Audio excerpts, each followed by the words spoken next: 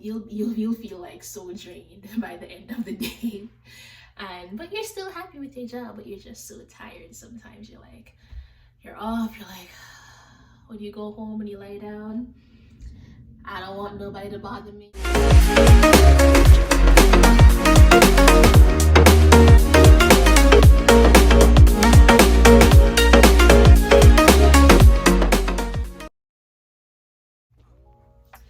Hey everyone, it's Miss Taurean. Don't forget to like, comment, share, and subscribe so you never miss when I upload. So as you can see, or you may be able to tell a little bit from the background, we are in my bathroom today. And I am going to show you a little bit of skincare while I tell you about how I became a habilitation technician, right? So let's get into it. So what I'm going to be using today is my cleansing gel, my scrub, my mask, and moisturizer. Because I'm also going to be, doing a little something with the hair. Because as you can see, I just have it rolled up like this. This is the back, whatever the back looks like, because all I did was take down my cornrows. So I'm gonna start off by washing or getting my face wet. I believe this one. All right. So how I ended up as a habilitation technician is that I was working at my call center. And I had just purchased my car and I needed, some extra money, right? We're living in my studio apartment.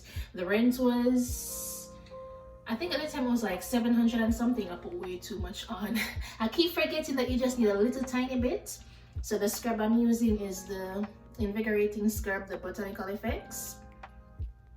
Right, so I was working at my call center while I was living in Central Phoenix at the time, and you are not going to see these rent prices in Central Phoenix anymore. That apartment is now $1,000+ for a studio apartment. They have since revamped it, put microwaves in there, newer stoves, because when I got there it was like an older model stove, now everything brand new.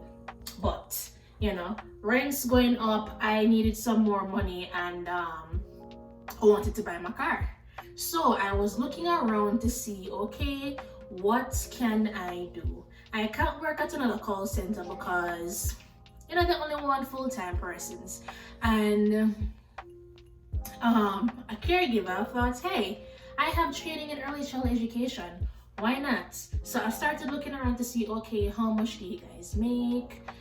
What are the requirements? And I needed to be CPR certified. You need a fingerprint card, and you needed, I think that was it. Fingerprint card, CPR certified, and Article 9. Yes. So when I was looking around, I'm seeing, okay, quite a few agencies are there, and they are giving you $10 an hour and stuff, and some are 10, 12, 15, but when I was looking at the distance, I'm like, ooh, girl, you cannot go here because you don't know how to take no damn bus.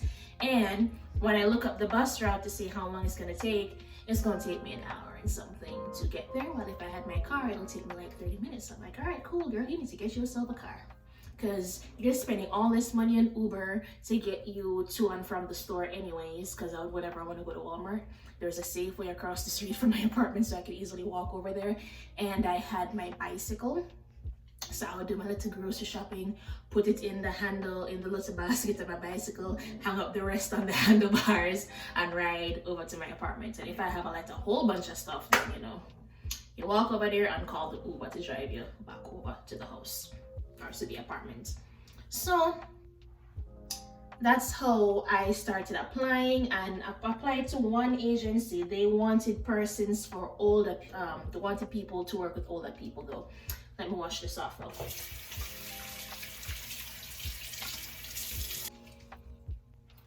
Okay, so there we go. Just washed off the cleanser. I'm now going to dry my face and use my mask because I haven't done the mask in a while. And the mask, you just do that a couple times out of the week or every couple of weeks, depending on how your skin is, how your face is, and all of that. I also do it whenever I start to see that I'm starting to get some pimples and whatever because I have not been taking care of my face. So that's when I come back and I'm like, all right, girl, come scrub off this dead skin because you're seeing all of that, flakiness, and you can just see the dead skin coming off your face, and you do like this, you just see a lot of, you know how it is when you have dry skin. So they didn't really look too much at the qualifications on that one family member I interviewed with. I've been with them to this day. I originally started out as RESPITE, right? And they always wanted, someone to go full time, but I was still at the call center. I'm like, hey, give me my lip gloss. My lip gloss fell and Luca had it. So they always wanted someone to come full time, but it was only $12 and something. I think it was only like $12 exactly. And then it raised to like $12 and some cents. So I'm like, if I were to do that, I would have to, work with more families, or two, work longer hours. It's possible to make a full-time income or make enough to pay my rent and living expenses and get the car and all of that, because by the time I were to interview with them, I had gotten my car because I was practicing my driving and all of that. Get my drive. As a matter of fact, no, I already had the car. But I bought the car back in like July. Oh goodness, my voice sounds terrible. Give me 1 second. Let me drink some water. Hold on. Okay, so there's my voice. So I got the car in July. I started the job in August. So I got my car before I even had the license. So I had my driving permit, and I had somebody who had practiced driving with, a couple times out of the week, and in the nighttime, after work, in the morning, on my days off, whenever I have some time, I practice driving, because you need the license. And then I did it through a driving school, and once you prove that you can obey the rules of the road, follow the speed limits and all of that stuff, you get your license. So I was doing the RESPITE for like a year, and then I finally quit my call center job. But then, what did I do after I quit my call center job? Oh yes, but then I was working Amazon Flex. So I, at the time, was working, even when I was doing RESPITE with her, I was still doing Amazon Flex. I would do Instacart, and I would do, did I start doing Postmates? Yeah, I would try to do a little bit of Postmates, but Postmates was very, very slow. I wasn't really seeing much with that. And Instacart at the same time was not yielding a lot of rewards. Like, sometimes I'd get a little bit of money here and there, but majority of my money was coming from Amazon Flex. So I quit my call center job. I was still doing RESPITE and doing Amazon Flex and Instacart. So I would just, if she asked me, because now that I have more free time, if she wanted me to come in an extra day, 2 days, couple days out of the week, I'd be available to come in. So she'd be like, hey Tori, are you available Tuesday at 2 o'clock or 9 o'clock? Yeah, no problem. As long as I don't have Instacart scheduled or Amazon scheduled, I'll be like, yeah, I can. Sometimes it would be so last minute, I'm like, sorry, I can't come because I'm about to start Instacart, or like I'm already doing Instacart, and you're in your scheduled thing. And you're probably in doing an Amazon run, you can't stop your Amazon run to go. So I'm like, if just kind of let me know ahead of time, like the day before and stuff, so that way if I have something scheduled, I have enough time to cancel it and come. So yeah, and then around that time I found Anna Turi. She at the time was a registered behavioral technician. She was just getting into the field, and I was like, oh, this seems like a good opportunity. I mean, I want to do more than RESPITE. RESPITE is just you sitting around with the kiddo, really, giving the parents a break and all of that. So I kind of put on too much, but because I'm talking and not really paying attention, I kind of put on a little bit too much, but that's fine. So while that's set, whatever, I'm going to work on my hair. So I found Anna Taurean, she was letting me know about being a registered behavioral technician, and I'm like, I'll come back to that, because I was looking for other stuff, you know. I want a career. I don't just want a regular schmegular 9 to 5 job that you're going to and clocking into all the time. I want something that I will enjoy, something that will make me a decent enough income, and something that I'll eventually probably even do part-time, not working like 5 days a week, like 3 days a week, and still making enough money. That's something that I'd be interested in. Trying to detangle this here. You see Miss Taurean have hair that she just don't like to comb it. And instead of ruining my hair to get certain hairstyles, and just buy a wig that look like the hairstyle you're trying to get, right? Okay, there we go. So yes, I found her, she was talking about that, and I was asking, okay, how do I become a registered behavioral technician? And as such, you needed to have ECH hours, which is kind of, they were kind of phasing that out at the time. Like, they say you have to do that first, and then they'll let you see from there, they'll, let you know when you can go on to do the exam for doing that, because you learn to do the charting and all of that.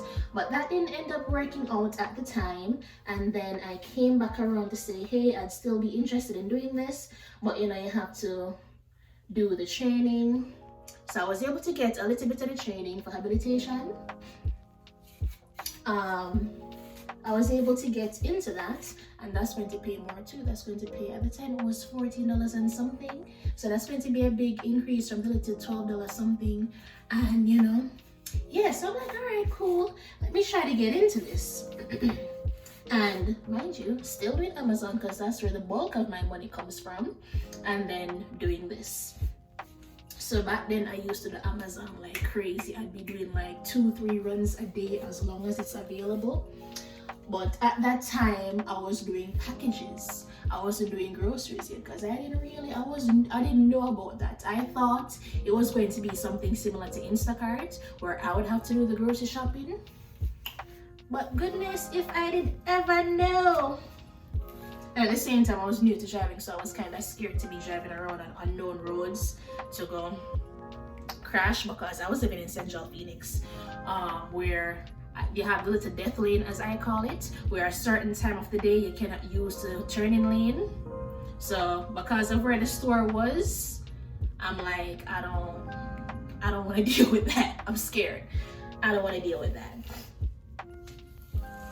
So I got into getting a little training to do the habilitation.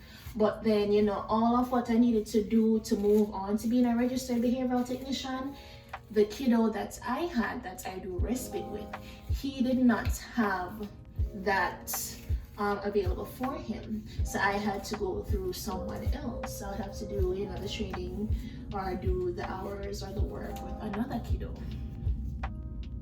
And as you can see, I did not end up doing that, because this specific family member, well, actually no, there were only 2 at the time that were available. One of them, she said that they were also talking to someone else, and they were going to find out if this person is available, if they still need me. So that didn't work out, because I guess they took that person. And then the other family member that I had gone to do an interview with, they had a pit bull. So when I arrived to interview, I'm parking outside. I'm parking at the in front of the house. I send my supervisor a message to say, hey, I'm here. They're like, it's fine, you can go inside. She knows that you're coming. I'm like, all right. So I think she messaged them to let them know that I was outside, and they came to the door and they're like, hi, are you Tori? And I'm like, yeah, that's me, hey. So they're like, come on in. Or no, you can come inside. But those screen doors that have the little gator, what is the gator measure? I don't remember what. But I see the dog there, and the dog was looking, and I think the dog was barking too. So I'm waiting, thinking that they're going to put away the dog. So I kind of waited and she's like, oh, come inside. So I came out the car and I'm kind of walking up to the door and I'm kind of, you know, standing there a little bit. And she's like, hi, my name is so-and-so. And I'm saying, hi, my name is Taurean. Bloody, bloody, blah. And you know, by now I'm thinking that you're gonna put up the dog and you're gonna open the door. But she never put up the dog. She didn't put up the dog. She just opened the door. And I was wearing a dress like this color, but it wasn't this dress. It wasn't this dress. And she opened the door and the dog ran out at me. And if I could faint or pee at myself and defecate at myself, I would do everything right just because I was so shocked. The dog didn't bite me, but the dog ran out and the dog is jumping up on me. I am frozen. My eyes are like this.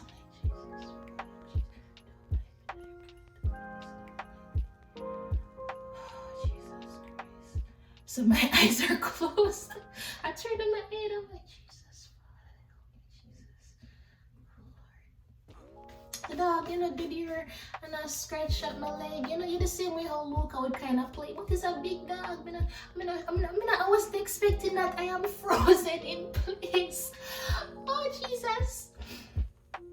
I only supposed to keep this on like 10 to 20 minutes. How long has it been? I don't know. So look how much hair she have. Jesus, no side. Look like the hair kind of grow back because when I was leaving the thing in there, the hair was so damn knotted. I thought that probably some of the hair thinned out or fell out, but I guess not. Look there. Look there. Are you seeing it? Because I can't see it now. I'm just going to spray some water in there and try to add the little bit of Eco Styling gel that I have, the very, very little bit, you see it? A little bit. We're going to see what we can get out of it. So the dog jumped on me, afraid. So she's like, oh, you know, you can pet him and rub his head. Girl, my heart upon ready for vomit.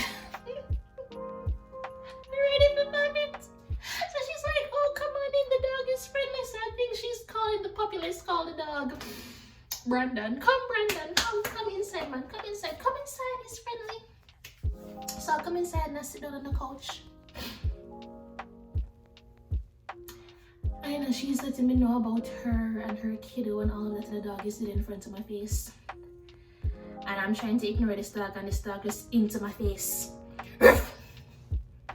Me jump now because I'm like, why is this dog sitting in front of me? My breathing is all erratic. She's like, oh, are you afraid of dogs?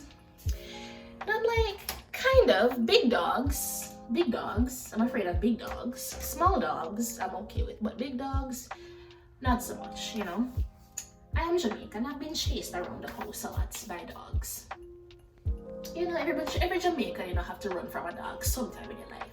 My grandmother had a Rottweiler, and that Rottweiler run me down one time, and I run up that gate. I tell you, at the top of the grill, all I was ever that experience, you climb a gate or a grill, grandma, and I'm telling her like, yeah, like, I'm just kind of scared of big dogs. You know, a small dog, you don't have to worry about that. You know, yes, them can do damage to, but you know, a small dog, you can just kick it away. But a big dog, no, no. So, you know, while talking or whatever, my supervisor eventually came and she, you know, the dog ran up to her to jump up and, you know, she's petting the dog. Hi, dog. You know, the same way how you guys see me kiss up Luca and all them something. She doing this to this big ever dog. And I'm like, okay. All right. Cool. So I'm like, you know what? I don't think this, in my head, I'm already thinking, I don't think this is not working because, you know, when I knew for a fact that this probably not gonna work out, when she said she gonna get another dog, and I don't know if she was saying she gonna get a Great Dane, but I think so she was saying something along the lines of them toying around the idea of a Great Dane, but they don't think they can get him, but they were going to get another big dog. I don't know if they were going to get another pit bull, but they were going to get another big dog. And that's when I'm like, this is not going to work. Or if she get that other big dog, I'm going to have to quit. Because I'm already terrified of this dog that you have now. And you want to go out and get another big backside dog. Father God. So then, she, I came to know, she let me know, like, if you have this spray bottle in your hand, the dog will leave you alone and not constantly trying to play with you. Because, the dog is trying to give me toys. But it's a big dog, my friend. My friend, it's not my dog. It's your dog. And it's a big dog. This dog might love you, but it might not love me. So, I have this spray bottle in my hand. And at this point, the dog don't want to come near me because for whatever reason, the dog is afraid of spray bottles. So I'm like, alright, cool, if I'm here and I'm working, I have the spray bottle, I'll be fine. So she's showing me around the house. This is the backyard. The backyard looks so beautiful. They had a nice little playground area with the sun and everything. They had a little, those little bar areas, kind of, where you always see in hotels and movies with a little, what do I call it now? What name? Little canopy little thing with this, with the Jesus, what are the words? Like the palm tree leaf things. Yeah, it just set up nice. I don't know how to describe it. I'll try to find a photo and insert it somewhere on the screen to kind of give you a visual of what that look like. So they let me know, all right, cool. School is going to be out whenever, and then we're gonna come back and meet the kiddo. So when a couple of days passed and I did not hear back from them, so I let my other kiddo, the kiddo that I've been with for a year, let them know, hey, I may not be able to do service with you guys anymore, or I may have to change the dates and time because I'm going to be with another kiddo for the ECH hours so that I can become a registered behavioral technician, and the schedule is going to kind of clash. So if anything, I'll let you know once everything changes. So when I didn't hear anything back, I'm like, so what's going on? I haven't heard back. Now supervisor let me know, oh well, they decided to go with someone else because she saw that you were deathly afraid of the dog, and they already had an issue with another person who was terrified of the dog. And I don't know if the dog eventually ended up biting her or something, or the lady will have panic attacks because of how scared she was. And they didn't want to have another issue like that because I don't remember if the dog bit her or the dog bit somebody, but some biting eventually happened and they had to put down the dog. So I'm like, y'all kill dogs just because the dog bites somebody? Like, what? I don't remember if that was exactly the storyline, but the point of the matter is there was an issue with another caregiver at another point with one of their dogs. And they didn't want that to happen again because she saw that I am terrified of your giant pit bull. Like, who wouldn't be afraid? So that never worked out. So it never worked. So I was not able to get the OS to become a registered behavioral technician because my kid doesn't have it. However, I ended up doing habilitation with my kiddo, where we're now working on goals, and it's a little bit similar to what a registered behavioral technician would do, but I guess on a bit of a smaller scale. Yeah. So yeah, that's what I'm doing now. We work on goals. For instance, let's see the steps in washing your face, seeing as I'm doing my face.